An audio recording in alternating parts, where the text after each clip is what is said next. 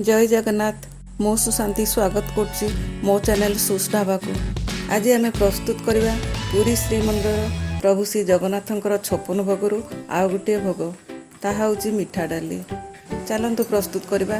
मिठा डाली केवल हरड़ डाली ही हुए, तेणु मु हरड़ डाली गोटे कप नहीं, गुड़ हाफ कप, खंडे अदा छेचा, गोटे चामच जीरा, किछि घिओ, हेंगू, हलदी, लुण। एबे आमे डाली को भल भाव धोईदबा। गैस ऑन करी प्रेशर कुकर रे बसेबा। सेथिरे 2 कप पानी दबा। सेथिरे डाली दबा, हलदी, आवश्यक अनुसार लुण दे कवर दे दबा। गोटे हुइसिल हवा को दबा। गोटे हुइसिल हो जाइछि। एबे डाली को देखि नबा। डाली आउ टिके सिझिबार अछि। आपण माने 2टा हुइसिल देई मध्य डाली को सिझाई परिबे, किंतु देखिबे डाली जेमती बेसी सिझी न जाए।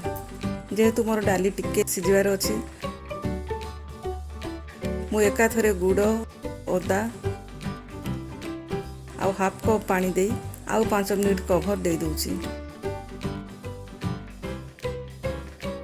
देखंतु एबे डाली ठीक भावे हो जाइछि। सेथिरे गोटे चामच कंचा जीरा दे दोछि। हेंगू। पूरी श्रीमंदिर डाली रे छुंक दिया जाइनी, तेणु मु मध्य एठी दउनी।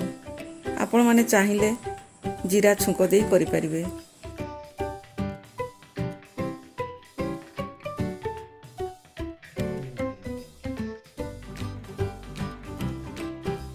एबे गैस ऑन करी पैन बसई 2 चामच गुआ घी गरम कर दबा। घी गरम हो गले डाली ऊपर दे दबा।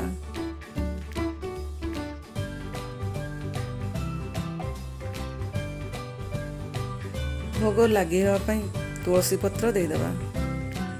आज ये रेसिपी आपण मानक भल लगे तो लाइक और शेयर करंतु। सब्सक्राइब बटन को प्रेस करी साइड थिबा बेल को क्लिक कर दियंतु।